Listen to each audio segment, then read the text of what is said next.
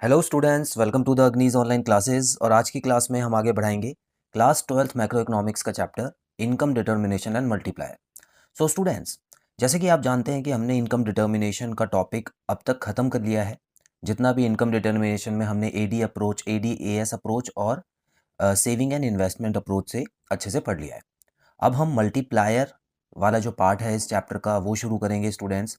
और बहुत ही interesting topic है और बहुत ही इंपॉर्टेंट है, हर बार एग्जाम में आता है। ठीक है, और हमेशा इसका जो क्वेश्चन होगा स्टूडेंट्स 3 या उससे ऊपर मार्क्स का ही होगा।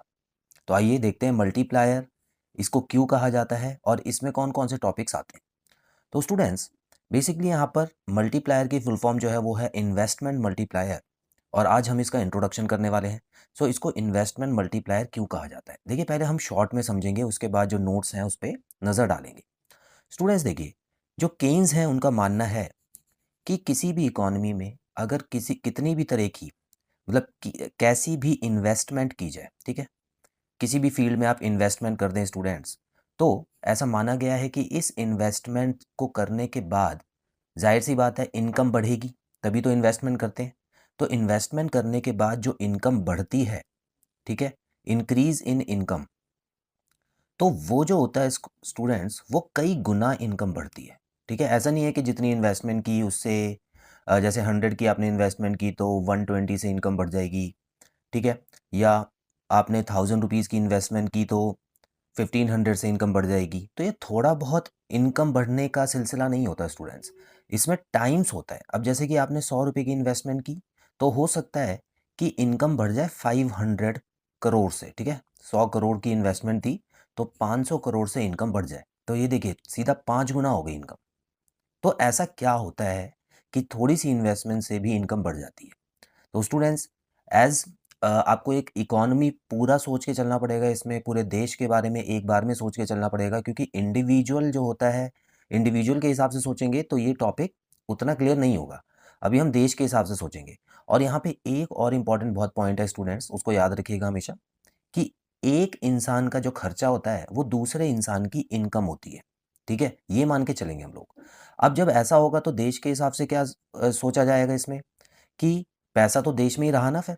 अब भले ही एक इंसान के घर से पैसा चला गया, उसकी जेब से पैसा चला गया, तो दूसरे इंसान की जेब में पैसा आया, तो पैसा तो उसी सर्कल में घूम रहा है जो इकोनॉमी का सर्कल है। इसीलिए स्टूडेंट्स, इस टॉपिक को अगर आप समझेंगे इस तरीके से कि पूरी इकोनॉमी के बारे में सोच रहे हैं, इसमें इंडिविजुअली नहीं सोच रहे हैं, जो कि मैक्रो इकोनॉमिक्स में होता ही है स्टूडेंट्स, हम पूरे देश के बारे में सोचते हैं, तो बहुत आसानी से टॉपिक आपको समझ आएगा। तो शुरू करते हैं स्टूडेंट्स।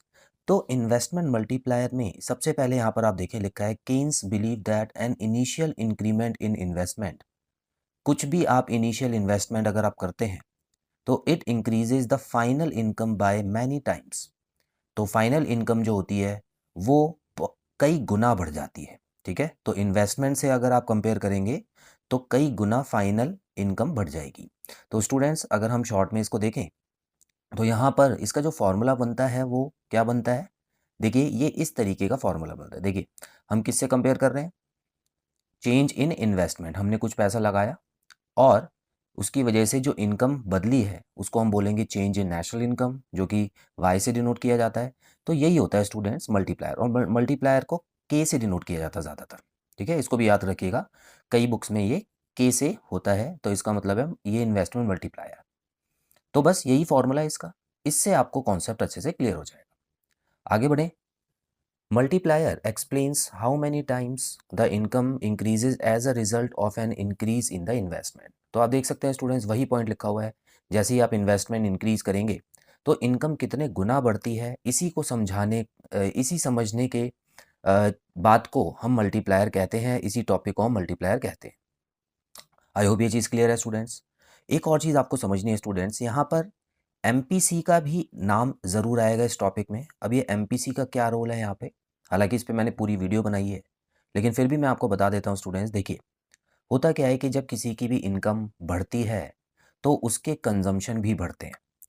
हमने ऐसा पढ़ा हुआ है पिछले चैप्टर में, जब हम aggregate demand and related concepts पढ़ रहे थे, तो उसमें हमने देखा था स्टूडेंट्स, जब किसी की इनकम बढ़ती है तो कंजम्पशन भी बढ़ती है। तो इसका मतलब इनकम चेंज होने से जो कंजम्पशन पे फ़र्क आता है उसको एमपीसी बोलते हैं। तो हमेशा जो कंजम्पशन बढ़ती है उसी की वजह से स्टूडेंट देखिए, व्यक्ति की इनकम बढ़ी, उसने अपना खर्चा बढ़ाया, तो ये जो खर्चा बढ़ा वो किसी और इंसान की इनकम हो जाएगी।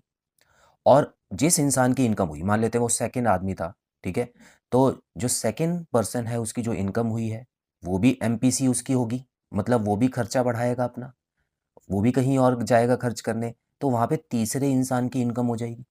तो इस तरीके से स्टूडेंट्स यहाँ पे एमपीसी का भी रोल आ जाता है। हालांकि ये हम आगे पढ़ेंगे, ठीक है, अच्छे से क्लियर करूंगा आपको। तो बस 2 पॉइंट याद रखिएगा स्टूडेंट्स। पहला पॉइंट ये होता है कि इन्वेस्टमेंट मल्टीप्लायर का मतलब होता है कि आप जितनी इन्वेस्टमेंट बढ़ाते हैं उससे कई गुना इनकम बढ़ती है। और दूसरी चीज़, जब आप यहाँ पर ये मान के चलते हैं, पूरी इकॉनमी के हिसाब से चलते हैं, तो आपको ये ज़रूर समझ लेना है कि एक आदमी का जो खर्चा है वो दूसरे आदमी की इनकम होती है। और तीसरा एमपीसी का रोल, ठीक है।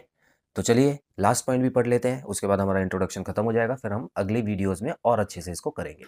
तो स्टूडेंट्स यहाँ आप देख सकते हैं, in practice it is observed that when investment is increased by a certain amount. तो आप देख सकते हैं अलग अलग तरीके से एक ही चीज़ लिखी हुई है, तो आप इसकी डेफिनेशन कोई भी लिख सकते हैं, इन तीनों में से ही आपको फुल मार्क्स मिल जाएंगे। तो by a certain amount then the change in income is not restricted to the extend of initial investment. तो ऐसा नहीं है कि सिर्फ इनिशियल इन्वेस्टमेंट के बराबर ही जो इनकम है वो चेंज होगी। मान लेते हैं 100 करोड़ आपने इन्वेस्ट किया, तो ऐसा ज़रूरी नहीं है कि 100 करोड़ की ही इनकम होगी, ठीक है, but it changes several times the change in income. तो स्टूडेंट्स, अगर आपको थोड़ा सा यहाँ पर और इंपॉर्टेंट पॉइंट्स लिखने हैं तो आप वो ज़रूर लिख लीजिए जो मैंने आपको समझाया है, ठीक है, आप जगह बना के वो लिख लीजिए कि expenditure of one person is income of another. उसके बाद आप ये भी लिख लीजिए कि MPC is also has a role in this topic, ठीक है, हालांकि उसके बारे में आपको मैं अच्छे से बताऊंगा। तो I hope students, investment multiplier किन दो चीज़ों को कनेक्ट करता है वो आपको समझ आ गया। तो सिर्फ इन्वेस्टमेंट और इनकम को का रिलेशन बताता है ये। तो स्टूडेंट्स, अगली क्लास में मिलते हैं इसी के नेक्स्ट टॉपिक के साथ। Till then, bye bye.